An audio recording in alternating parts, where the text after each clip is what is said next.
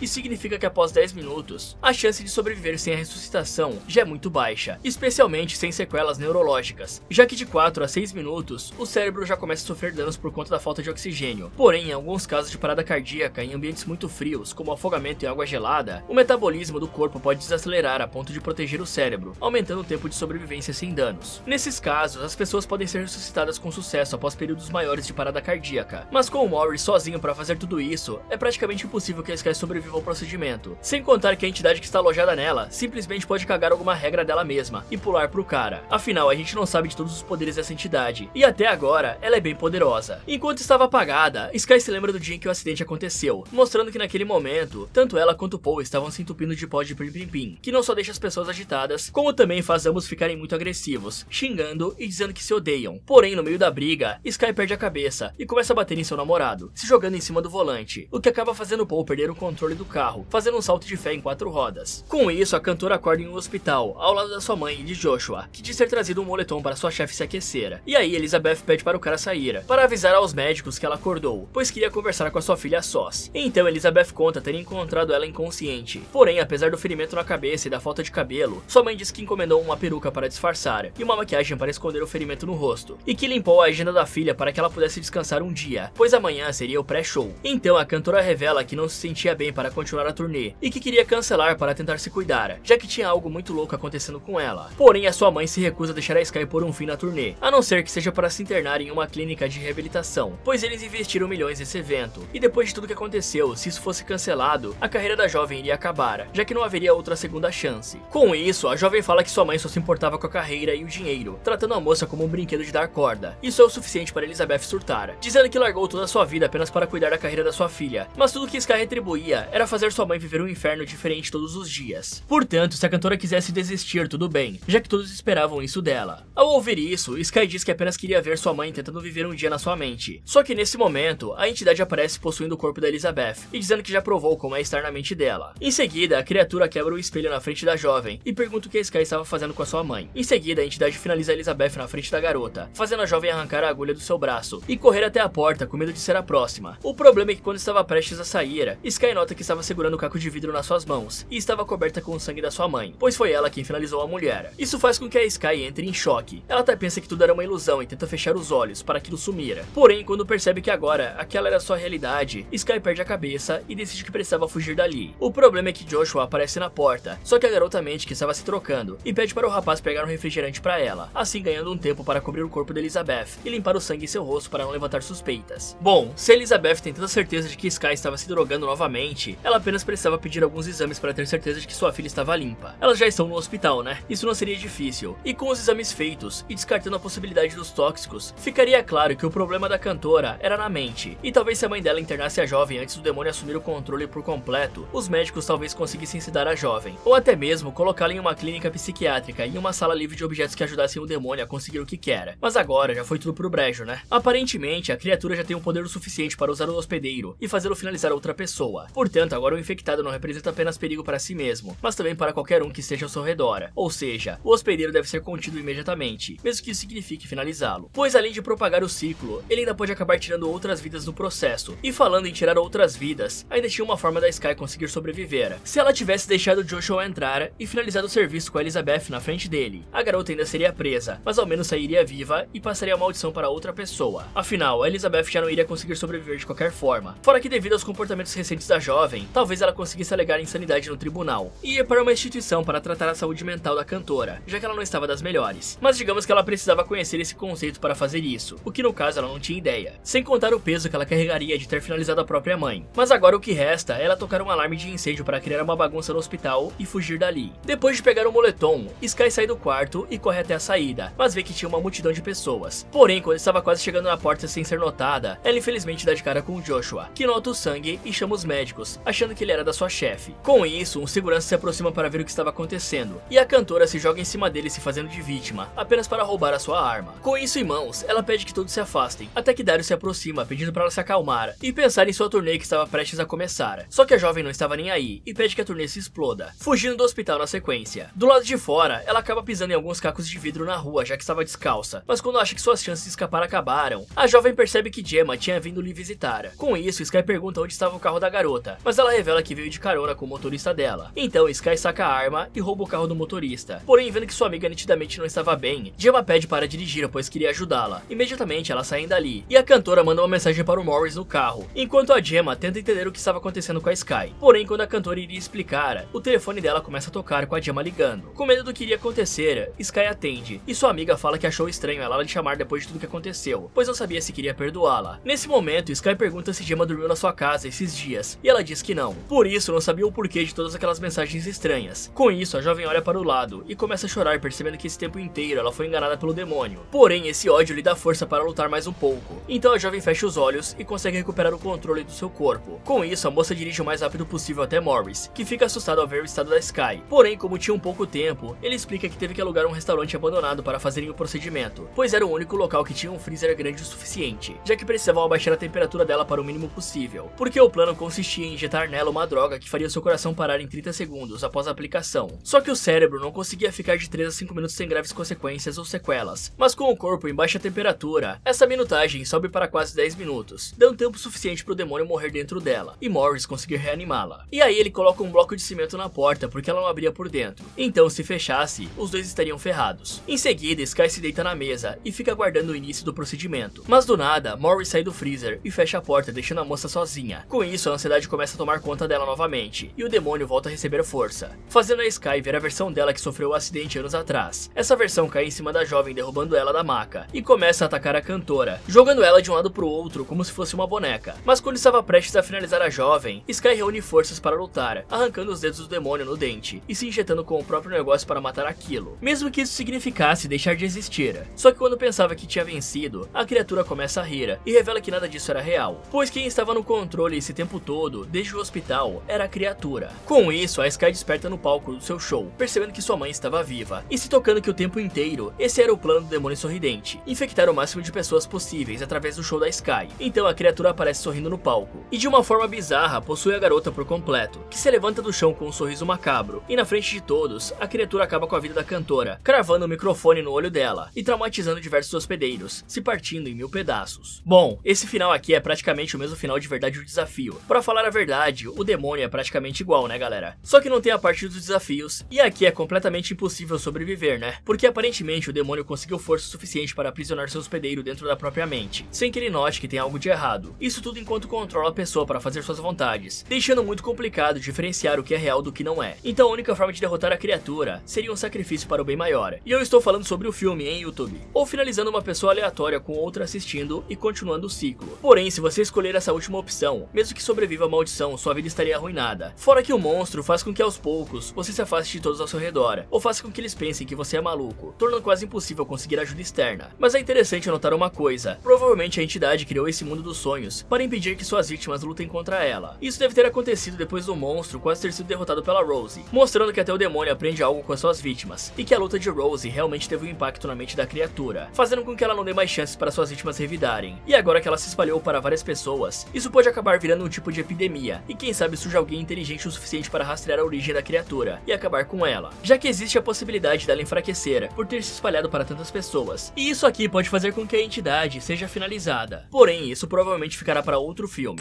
E galera, deixa eu dar um recado aqui. Eu não sei se vocês sabem, mas esse aqui não é meu único canal no YouTube. Afinal, meu objetivo é derrotar o YouTube, no bom sentido é claro. Além do Derrotando Filmes, eu tenho mais 3 canais ativos aqui, com vídeos novos toda semana. Um deles é o Resumindo Filmes, onde eu falo sobre outros tipos de filme que não se encaixam aqui no Derrotando Filmes. E lá eu faço um resumo desses filmes para contar a história completa para vocês. Também tem o Abismo do Medo, onde abordamos diversos temas perturbadores e bizarros, até mesmo mistérios que nunca foram resolvidos, como o desaparecimento de pessoas. E por último, tem o Sombras Criminais. Nesse canal nós falamos sobre True Crime, ou seja, casos criminais, detalhando toda a história de cada caso, para mostrar como a mente humana pode realmente ser perversa. Então, para quem gostar, eu vou deixar os canais aqui no card e também no comentário fixado. Fala galera! Se vocês fossem amaldiçoados por essa entidade, o que vocês fariam? Vocês acham que conseguiriam sobreviver? Me contem nos comentários. E se um palhaço assassino e imortal ficasse atormentando a sua vida e te torturando mentalmente, finalizando todos que você ama, o que você faria? Quer saber se a Sienna vai conseguir derrotar o Art nesse Natal sangrento? Então clique aqui nesse vídeo, ou aproveite para ver outras sugestões do Derrotando Filmes. Muito obrigado por assistir, e lembre-se de ficar distante das pessoas alucinadas. Nunca se sabe se uma delas está infectada com um demônio, e você pode acabar sendo o próximo.